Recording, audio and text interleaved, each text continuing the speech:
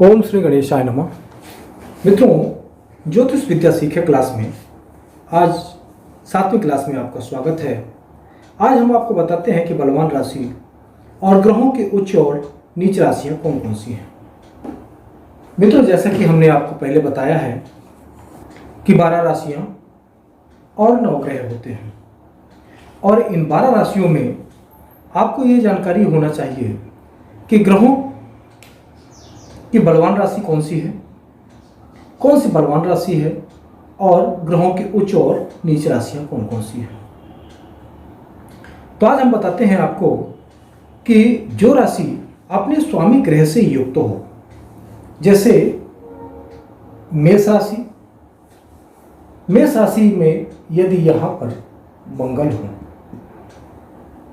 अर्थात मेष राशि अपने ग्रह से युक्त है और यह या तो अगर यह मंगल यहां पर न हो तो मंगल हो कहां पर, यहां पर मंगल हो, यहां मंगल हो या यहां पर मंगल हो। अब मंगल इन 4 घरों में है। यदि यह राशि को देखना है कि बलवान है या नहीं है। अगर मेष राशि बलवान है तो उसकी क्या परिभाषा होना चाहिए, या तो वह उस स्थान पर, उस राशि में उस राशि का स्वामी हो, या उस राशि को उसका स्वामी कहीं बैठकर देख रहा हो। अब ऐसी स्थिति में अगर 6वें भाव में होगा तो मंगल की दृष्टि जो होती है वो 1, 4, 7 और 8 इन भावों को मंगल जहां भी बैठा होगा वहां से देखेगा। यदि मंगल प्रथम भाव में बैठा है, अपने स्वराशि होकर के लग्न में बैठा है, तो मंगल की यहाँ की दृष्टि नहीं देखी जाएगी, यहाँ से दृष्टि देखी जाएगी कि किस राशि में बैठकर वह 4थे, 7वें या 8वें देख रहा है। तो अब यहाँ से अगर हम गिने तो 1, 2, 3, 4, 5, 6, 7, 8 ये अष्टम में, इस अष्टम दृष्टि से मंगल अपनी राशि को देख रहा है, अर्थात यह राशि बलवान हुई। लेकिन अभी मध्यम बलवान है। अभी इसके बाद हम और बताते हैं। इसके 2 हैं, या तो वह राशि में जो राशि का बल देखना हो उस राशि में या तो उसका स्वामी बैठा हो, या उसको कहीं से बैठ करके देख रहा हो, या उसको कहीं से बुध और गुरु देख रहे हो। अब बुध की दृष्टि क्या है, बुध की दृष्टि जो है वो सिर्फ 7 में है और गुरु की दृष्टि है 1, 5 और 9, ये गुरु की दृष्टि है। तो बुध यदि इस भाव को देखना है बुध को, तो बुध को 7म भाव अर्थात यहां पर बैठना होगा, तब यहां से बुध देखेगा वहां। तो अगर बुध यहां पर बैठा है तभी संभव है, अर्थात कहीं और जगह पर बुध बैठेगा तो वहां से इस प्रथम भाव को नहीं देख पाएगा, अर्थात उस राशि को नहीं देख पाएगा। और गुरु की दृष्टि क्या है, 1, 5, 9, या तो यहां पर गुरु को स्वयं बैठना हो, तब तो पहले घर में देखेंगे, और दूसरा जो है 5म भाव अर्थात यहां पर गुरु बैठे। अभी 3 स्थान पर गुरु की स्थिति होगी, या तो यहां पर स्वयं बैठे तब उनकी दृष्टि पड़ेगी उसी राशि पर, या तो ये 5म भाव में बैठे हैं तब ये 9वीं दृष्टि से देखेंगे। 1, 2, 3, 4, 5, 6, 7, 8 और 9, 9वीं दृष्टि में इस राशि को देखेंगे, या तो यहां पर बैठे हैं तो यहां से 7म भाव में देखेंगे, या तो यहां बैठे यहां से 5म भाव में देखेंगे, अर्थात 5म, 9वीं और 7वीं ये तीनों स्थान पर जब बैठेंगे तो वह इस भाव को गुरु देखेंगे। यही अगर हमें वृष राशि का देखना होता तो गुरु की स्थिति यहां पर होती और यहां पर होती, तब यहां से 9वीं भाव, यहां से 7वीं भाव और यहां से 5म भाव पे गुरु की दृष्टि यहां पर पड़ती है। तो हम फिर इस राशि को देखते हैं। लेकिन अभी हम किस राशि को देख रहे हैं, सिर्फ इस राशि को देख रहे हैं कि मंगल का बल कितना है, मंगल बलवान है या नहीं है। अर्थात मेष राशि बलवान है या नहीं है।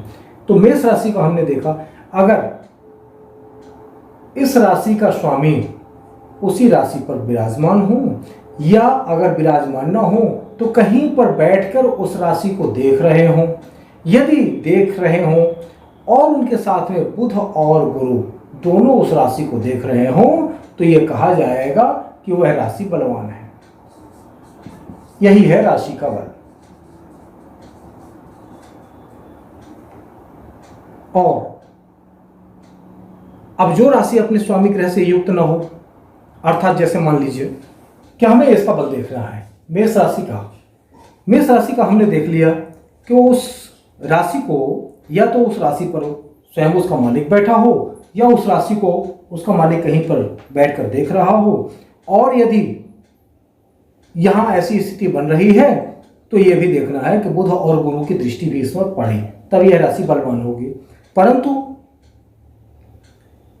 जो राशि अपने स्वामी से युक्त ना हो, अपने स्वामी से दृष्टित भी ना हो और उसे भले ही बुध गुरु देख रहे हों तो बुध गुरु क्या फल उसे मिलेगा, लेकिन उस राशि का जो सील और स्वभाव है उसके हिसाब से वो फल देगी। लेकिन चूंकि घर का स्वामी नहीं देख रहा है, तो जब घर का स्वामी नहीं देख रहा है, कोई बाहर वाला देख रहा है, तो अपने हिसाब से काम चलाएगा, अपने हिसाब से उस घर को चलाएगा। लेकिन यदि उस ग्रह का स्वामी वहां पर देख रहा है तभी उसको पूर्ण फल प्राप्त होगा, नहीं तो फल तो मिलेगा लेकिन पूरी तरह से फल नहीं मिलेगा। अब हम आपको एक उदाहरण हम और बताते हैं कि मान लीजिए द्वितीय भाव में चंद्रमा बैठा है। यह है द्वितीय भाव चंद्रमा बैठा है। अब द्वितीय भाव का चंद्रमा हो और 10वें भाव में गुरु हो, तो द्वितीय भाव का जब चंद्रमा है यहाँ पर, तो अर्थात हमें चंद्रमा का इस भाव का फल देखना है। इस चंद्रमा का जो राशि है वो है कर्क राशि। कर्क राशि जब द्वितीय भाव में बैठेगा तो हमें ये फल देखना है कि द्वितीय भाव अर्थात इस व्यक्ति के जीवन में धन का आवागमन होगा या नहीं होगा, धन आएगा, जुड़ेगा, रहेगा या नहीं रहेगा। पता चले कि धन आएगा तो, लेकिन धन उसके पास रुकेगा नहीं, तो उसके लिए दूसरा योग बताया जाएगा। अब चंद्रमा मान लीजिए यहाँ पर कर्क राशि का चंद्रमा है, और इस चंद्रमा को 10वें भाव से बैठ करके गुरु को देख रहा हो, अर्थात यहाँ से बैठ के गुरु देख रहे हैं, और 8वें भाव से बैठ करके बुध देख रहे हैं, तो यह कहा जाएगा कि इस भाव को अर्थात इस राशि को बलवान कहा जाएगा। जैसे गुरु 1, 2, 3, 4 और पंचम दृष्टि से गुरु इस राशि को देख रहे हैं। इसके बाद बुध को हम देखें तो बुध सप्तम दृष्टि से देख रहा है, अर्थात इस राशि को बलवान कहा जाएगा। अब यह राशि जो बलवान है, इस राशि बलवान होने का क्या फल क्या मिलता है, क्या निकलता है। यदि राशि बलवान होगी तो उसका फल बहुत ही बढ़िया होगा, और यदि राशि कमजोर होगी, मान लीजिए यहाँ से गुरु की दृष्टि नहीं है, यहाँ से बुध की दृष्टि नहीं है, अब यहाँ से गुरु और बुध की दृष्टि नहीं है और यहाँ पर चंद्रमा भी नहीं है, पता चले कि चंद्रमा जो है ये अष्टम भाव में चंद्रमा तो अपनी दृष्टि डालेंगे। मान लीजिए चंद्रमा यहाँ पर है, अब चंद्रमा यदि यहाँ पर है तो ये सप्तम भाव को चंद्रमा देखेंगे, क्योंकि हमने आपको पिछले वीडियो में बताया है कि चंद्रमा, सूर्य, बुध, शुक्र ये किसको देखते हैं, सप्तम भाव को देखते हैं। गुरु, मंगल और शनि ये 3 ग्रह जो है इनकी दृष्टियां एक्सेस हैं, एक्स्ट्रा दृष्टियां हैं। अब चंद्रमा यहाँ पर बैठे तो 1, 2, 3, 4, 5, 6, 7 इस भाव को चंद्रमा देख रहे हैं, लेकिन उनका भाव शून्य है, अर्थात यह राशि बिल्कुल शून्य है। अब इस राशि पर यदि कोई अन्य ग्रह बैठ जाता है, मान लीजिए गुरु बैठ गया तो बहुत अच्छा, क्योंकि गुरु उच्च का है तो यह धन प्रदान करेगा। गुरु तभी धन प्रदान करेगा जब अपने उच्च राशि पर बैठा हो, या अपने मूल त्रिकोण राशि पर बैठा हो, या अपने स्वराशि पर बैठा हो, या अपने उच्च राशि पर बैठा हो। लेकिन यदि कहीं गुरु अपनी नीच राशि पर बैठ गया, अर्थात इस राशि पर बैठ गया, मकर राशि में वो नीच का होता है, तो अगर इस राशि पर बैठ गया तो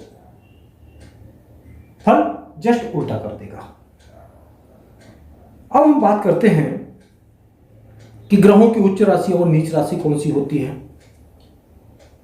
ग्रहों की उच्च राशियां और नीच राशियों के बारे में हम आपसे बात करते हैं आज।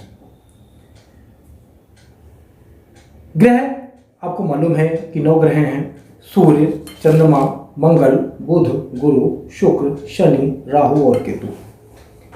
अब सूर्य जो है मेष राशि पर 10 डिग्री पर उच्च के होते हैं, अर्थात इस मेष राशि पर यदि सूर्य है और 10 डिग्री पर हैं तो 10 डिग्री पर ही ये उच्च के माने जाएंगे। और यहां से 7वीं राशि अर्थात तुला में यदि सूर्य 10 डिग्री पर हैं तो ये तो उच्च के हो जाएंगे और ये नीच के हो जाएंगे, तो दो में से एक ही जगह होंगे वो। तो अगर किसी कुंडली में सूर्य मेष के हैं तो यह उच्च के सूर्य माने जाएंगे। यदि सूर्य तुला राशि में है तो यह नीच के माने जाएंगे, और नीच के सूर्य यदि इस भाव में पड़ जाएं, अब चूंकि हमने यह मिथुन लग्न की कुंडली है, यह लग्न है, तो नीच के सूर्य यहां आ गए। मान लीजिए अगर यही कर्क राशि या कर्क लग्न की कुंडली होती, तो कर्क लग्न की कुंडली होती तो ये सूर्य यहां पर आ जाते, क्योंकि 7 तुला राशि यहां पर आती। अब तुला राशि यहां पर आती तो क्या होता, नीच के सूर्य हैं, माता के लिए कष्ट देते। ये पंचम भाव पुत्र का है, विद्या का है, तो ये सूर्य यहाँ पर किसको समस्या पैदा करेंगे, पुत्र को समस्या पैदा करेंगे। हो सकता है कि पुत्र ना हो और बुद्धि और विद्या की क्षीणता रहे, पूरे जीवन भर ये समस्या पैदा करते रहेंगे। अब यही सूर्य यदि कहीं मान लो अष्टम भाव में यहाँ पर पहुंच जाते और नीच के होते तो क्या करते, ये अच्छा फल देते। नीच के सूर्य जो हैं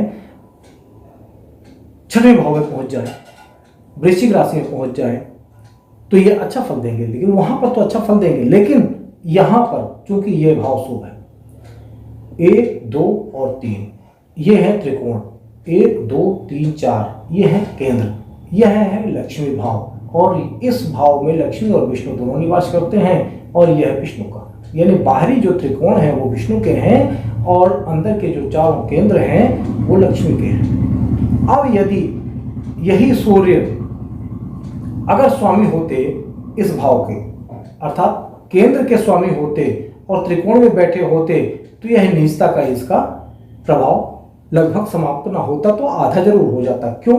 क्योंकि कोई भी पापी ग्रह या क्रूर ग्रह केंद्र का स्वामी होकर और त्रिकोण में बैठ जाए तो यह राजयोग देता है। अब ऐसी स्थिति में लेकिन सूर्य है क्या, त्रिखडाय, यानी 3, 6 और 11 के जो स्वामी हों वो अशुभ फल देते हैं, तो ये तीसरे भाव के स्वामी होकर के और फिर या एक तो करेला और उसमें नीम चढ़ा, ऐसी स्थिति पैदा हो गई। इसलिए यह सूर्य यहां पर अशुभ भाव में यानी अशुभता का प्रतीक है। लेकिन अब इसी तरह हम समझते हैं चंद्रमा वृष राशि पर, वृष राशि के 3 डिग्री पर, वृष राशि के 3 डिग्री पर चंद्रमा उच्च के होते हैं। चंद्रमा की उच्च राशि कौन सी है, वृष है। वृष के 3 डिग्री पर ये उच्च के होते हैं, और वृश्चिक राशि के 3 डिग्री पर, यह है वृश्चिक राशि के 3 डिग्री पर नीच के होते हैं। अब ऐसी स्थिति में चंद्रमा चूंकि स्वभाव है और यह द्वितीय का स्वामी है, यानी द्वितीयेश भी हैं, धनेश भी हैं। अब ऐसी स्थिति में चंद्रमा कहाँ पर पहुंच गए हैं, 6वें भाव में पहुंच गए हैं।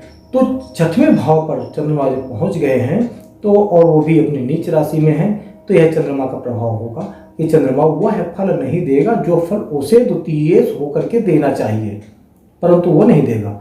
तो ये है द्वितीय। इसके बाद हम बात करते हैं मंगल की।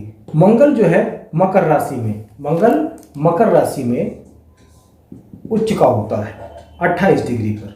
मंगल 28 डिग्री पर उच्च का होता है और कर्क में 28 डिग्री पर नीच का मंगल होता है। अब यह नीच का मंगल अशुभ फल देगा और उच्च का मंगल शुभ फल देगा। इसी तरह से बुध को देखें, बुध कन्या, कन्या बुध की राशि है, तो कन्या राशि के 15 डिग्री पर वह उच्च का होता है और मीन राशि के 15 डिग्री पर वह नीच का होता है। अब कन्या राशि में बुध उच्च का होगा और यहां पर बुध नीच का होगा। इसके बाद में गुरु की बात करें, गुरु कर्क राशि में, अर्थात गुरु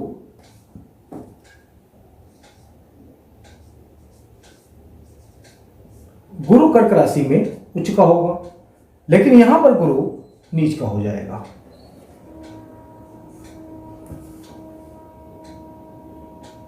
मकर राशि में गुरु 5 डिग्री पर हो तो नीच का होगा और कर्क राशि के 5 डिग्री पर वह उच्च का माना जाएगा।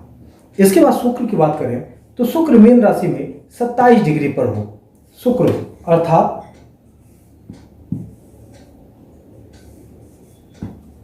शुक्र मीन राशि के 27 डिग्री पर उच्च का होता है और कन्या राशि में शुक्र 27 डिग्री पर नीच का होता है, 27 डिग्री पर नीच का होता है।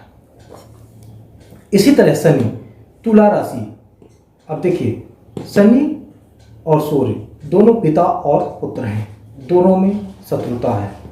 मेष राशि के 10 डिग्री पर सूर्य उच्च के होते हैं, मेष राशि के 20 डिग्री पर शनि नीच का होता है। शनि तुला राशि के 20 डिग्री पर उच्च के होते हैं और सूर्य तुला राशि के 10 डिग्री पर नीच के हो जाते हैं। तो इसी तरह से अगर हम देखें, शनि तुला राशि पर 20 डिग्री में उच्च के होंगे, लेकिन मेष राशि पर अगर पहुंच गए तो यह नीच के हो जाएंगे।